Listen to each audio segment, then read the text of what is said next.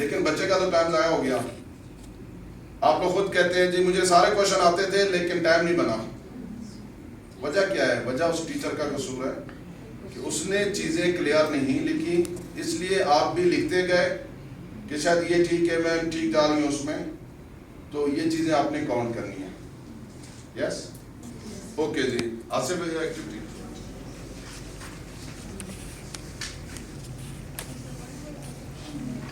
2 action verbs, 2 example जो याद है। देखो ये सिर्फ आपने रिकॉल अपना देखना है कि मुझे एक ही याद था, मैंने लिख लिया, मुझे दोनों याद थे वो हमने कर लिए।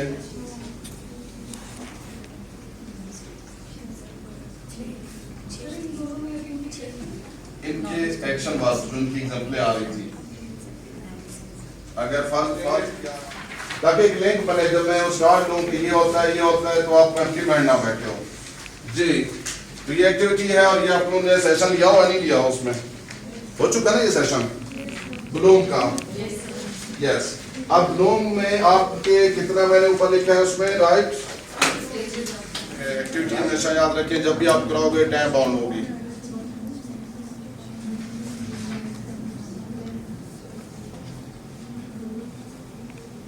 जी गुड। और ऐसा ना हो कि आप लोगों ने देखने की कोशिश की है, मेरे ध्यान में 15-20 है, आपके पास 5 है, कोई 6 कहेगा, कोई 7 कहेगा, वट एवर यू वो लिखे और हर एक के आगे, हर स्टेज के आगे उसके एक्शन वर्ब लिखें। और ये 6 है तो मैं आपको 4 मिनट दे रहा हूँ, विद इन 4 मिनट जी, विद इन 4 मिनट आप इसको वाइंड अप करेंगे और डिस्कस नहीं करना। सेल्फ असेसमेंट है, जो याद है ठीक है, नहीं याद है कोई मसला नहीं है, हम यहाँ खुद डिस्कस करेंगे। आप जिस तरह मैंने पहले कहा, क्या वो बच्चा डिफाइन कर पा रहा है? आप समझ रहे हो कि जब मैं व्हाट इज अ कंप्यूटर या डिफाइन कंप्यूटर, तो उसका मतलब यही है, तो आपको पूरे मार्क्स देने हैं। मतलब एक लाइन से भी आ जाए, एक वर्ड से भी आ जाए, बात नहीं है, तो ये याद रखना है। मैं आपसे पूछता हूँ जी फलां की date of birth, to fact है जो रिमेंबर करना है आपने। इस टाइप के जो फैक्ट्स होते हैं, कुछ टर्मिनोलॉजीज हैं। अब टर्मिनोलॉजीज में हम कहते हैं आमतौर पे कि जी a+b²। अब फर्स्ट टर्म, सेकंड टर्म, ये आपके पास चीजें आ रही हैं, तो उनके लिए हम क्या वर्ड यूज कर रहे होते हैं? डिफाइन, लिस्ट, जिस तरह ने बताया, state, identify, label, name and so on. फिर कंप्रीहेंशन का आगे जाके ऐसे क्यू बी कहेंगे, लेकिन थोड़ा सा डिफरेंस होगा, हम कंपेयर करेंगे उसमें कि ऐसे क्यू और एमसीक्यू में कंस्ट्रक्ट में फर्क क्या है, क्या सेम है या कहीं कोई फर्क है? यस, ठीक है। तो दूसरा क्वेश्चन, दूसरा हमारे पास सलमा जी बेटा, अब सेकंड क्वेश्चन उसमें क्या है, क्या लगता है आपके पास पेपर में? शॉर्ट आंसर क्वेश्चन होते हैं, शॉर्ट आंसर्स हैं। उसके नंबर कितने आगे लिखे हुए हैं? लिखे हुए उसने थोड़ा बहुत 3 मार्क्स और इक्वल मार्क्स हैं। अब आपने ये देखना है जो शॉर्ट आपके पास ऐसे क्वेश्चन आ रहे हैं, ऐसे क्यों आ रहे हैं, वो 3 मार्क्स के SEQ। चले जी, टर्मिनोलॉजी करेक्ट हो गई, SAQ नहीं, SEQ, ठीक है जी, SAQ। अब चूंकि हम आगे जाएंगे तो तीनों को डिफाइन करेंगे, मजीद क्लियर हो जाएगा। What you are saying correct? वो होता है जो कि टीचिंग को लर्निंग के साथ एसोसिएट कर रहे हैं। मैं बार बार कहता हूँ इस चीज को, टीचिंग लर्निंग, व्हाई? क्योंकि टीचिंग लर्निंग के साथ एसोसिएटेड है। हम क्या करते हैं, हम सिर्फ टीचिंग करवा रहे होते हैं, लर्निंग के कंपोनेंट पे बिल्कुल फोकस नहीं करते, ठीक है। और मेरी टीचिंग क्या होती है? मेरी टीचिंग ये होती है कि मेरा फोकस ज्यादातर चलता है टीचिंग का असेसमेंट के साथ। आप जिस तरह मैंने पहले कहा, क्या वो बच्चा डिफाइन कर पा रहा है? आप समझ रहे हो कि जब मैं व्हाट इज अ कंप्यूटर या डिफाइन कंप्यूटर, तो उसका मतलब यही है, तो आपको पूरे मार्क्स देने हैं। मतलब एक लाइन से भी आ जाए, एक वर्ड से भी आ जाए। बच्चों ने मार्क्स लिए हुए हैं इंटरमीडिएट में 1050, 1060, 1000 से ऊपर नंबर लेना एक बहुत बड़ी अचीवमेंट है। बट MD-CAT में फेल हो गए, या जो मेरा एंट्री टेस्ट था डायरेक्टेड लेवल का, that is the thing. Cross cutting theme को फोकस किया, टीचिंग को फोकस किया, अगर डायरेक्टली असेसमेंट के साथ, तो असेसमेंट में सिर्फ वो 10 क्वेश्चंस को आंसर कर सकता है टीचिंग के हिसाब से, मॉडर्न वेज ऑफ टीचिंग या modern instructional strategies can not be implement आपकी क्लासरूम्स में, ठीक है। एक चीज तो याद रखें, teaching and learning are associated. अच्छा, नेक्स्ट चीज आपके पास ऑब्जेक्टिव्स क्लियर है। टीचिंग लर्निंग के ऑब्जेक्टिव्स क्या हो सकते हैं, वो उसके अंदर कितनी क्लैरिटी है। कुछ होते हैं प्रोजेक्ट मेथड्स होते हैं, ऑडियो विजुअल मेथड्स, ये बड़े प्रोस्पेक्टिव में ये मेथड्स टीचिंग के लिए यूज किए जाते हैं, ठीक है। ये आपका बेसिकली लेक्चर मेथड के अंदर।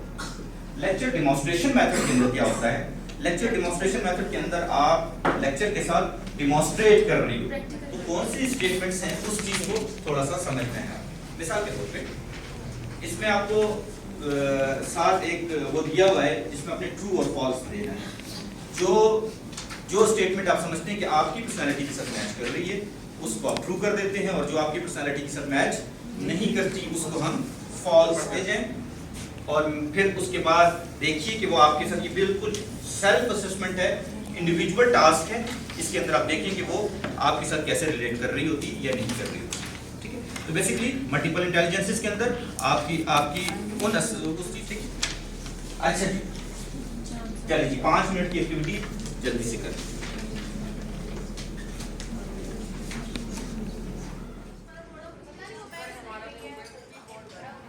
ठीक है, टीचिंग स्ट्रेटजी स्पेसिफिक प्लान, ये बेसिकली कोई भी प्लान जो आप क्लासरूम के अंदर इंप्लीमेंट कर रहे होते हो, या एक सवाल है कि टीचिंग स्ट्रेटजी क्या है, टीचिंग क्या है, टीचिंग मेथड्स क्या है, स्ट्रेटजीज को अप्लाई कैसे करना है। तो इसका मतलब है कि स्पेक्ट्रम ब्रॉड होना शुरू हो गया, थोड़ी सी होलिस्टिक पिक्चर बनना शुरू हुई। ये इस चीज को थोड़ा समझना है आपने कि हमने चीजों को सिर्फ एक स्पेसिफिक नैरो उसमें नहीं लेना, बल्कि हमने थोड़ा सा ब्रॉडर देखना है। यहाँ ये डाइवर्स ग्रुप बैठा हुआ है, उर्दू के टीचर भी बैठे हैं, इस्लामियात के भी बैठे हैं, इन्वायरमेंटल साइंसेस के भी बैठे हैं, साइकोलॉजिस्ट भी बैठे हैं। इसका मतलब क्या हुआ, फिजिक्स, केमिस्ट्री, बायोलॉजी सब बैठे हुए हैं ना। पढ़ाने के लिए, इंस्ट्रक्शनल स्ट्रेटजीज के लिए आपको स्पेसिफिक ऑब्जेक्टिव सेट करना है और अपनी क्लास के अंदर उस चीज को अप्लाई करवाना है, इंप्लीमेंट करवाना है, ठीक है। तो इस चीज के लिए, और इससे कतई नजर कि क्लासरूम की स्ट्रेंथ कितनी बड़ी है या कितनी छोटी है, इस चीज को थोड़ा सा समझना है। तो यहाँ तक तो थोड़ी सी बात की क्लैरिटी आई कि टीचिंग किधर जा रही है हमारी। इस टीचिंग के अंदर हमने फर्दर कैसे एलोबरेट करना है उसके ऊपर हम आते हैं कि हम इसके मेथड्स के ऊपर बात करेंगे, ठीक है।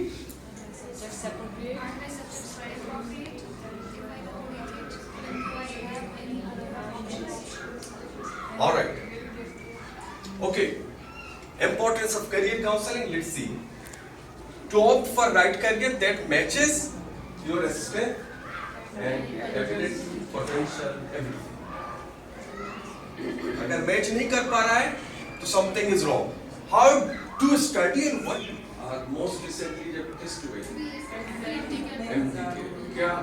क्या what was the situation? Flood of the people. आपने पिक देखी होगी, और मैंने ऐसे भी बच्चे देखे हैं कि they do not have aptitude, they do not know how to read and how to write, yet they are preparing for medical. This, I don't know why does this happen. Why? Sir, I have seen people जो MBBS कर रहे हैं, they don't know how to write. They do not know. वो ऐसे district से होते हैं जहाँ पे कंपटीशन कम होता है और कोटा सिस्टम। All right. अगर इंटेलिजेंस ना हो, सर इंटेलिजेंस के डिफरेंट वो होते हैं। इंटेलिजेंस होती तो है। कभी भी जीरो नहीं हो सकती। इंटेलिजेंस कहाँ होती है? सर कभी Wonderful. Yes. भी जीरो नहीं हो सकती वो, कभी भी जीरो नहीं हो सकती। उसके लेवल्स होते हैं, डिफरेंट लेवल्स होते हैं। For example, what are the levels of sir intelligence? तो उसी कैटेगरी को माइंड करके उनकी थोड़ी स्ट्रेंथ्स पे ज्यादा काम करते हैं, वीकनेसेस को कम करने की कोशिश करते All right. और उनके वीकनेसेस को स्ट्रेंथ में कन्वर्ट करके उसको आगे ले जाना है। Potential, interest. जब मैंने interest, how interested is developed, देखा देखी में अगर इंटरेस्ट डेवलप हुई है तो इट लीड्स यू नो हैं। वो वे। शॉर्ट टर्म होता है। That is short term, not long term. और मैंने स्टोरी बताया कि मैंने देखा देखी में 2 दफे जब मैंने मेडिकल कॉलेज देखा तो I wanted to be doctor, जबकि वो मेरे पास वो स्किल्स और वो पोटेंशियल ही नहीं थी, एबिलिटी ही नहीं थी कि मैं डॉक्टर। प्लीज इसको भी वॉश आउट करें उससे, क्योंकि जहन से ही निकाल दें कि जी फलाना डॉक्टर है इसलिए मैं भी डॉक्टर बनना चाहता हूँ, फलाना इंजीनियर है इसलिए। सेकेंड स्टेज में क्या स्टडी करना है, क्या नहीं स्टडी करना है, और फर्स्ट फेज में फिजिक्स केमिस्ट्री कैसे पढ़ना है,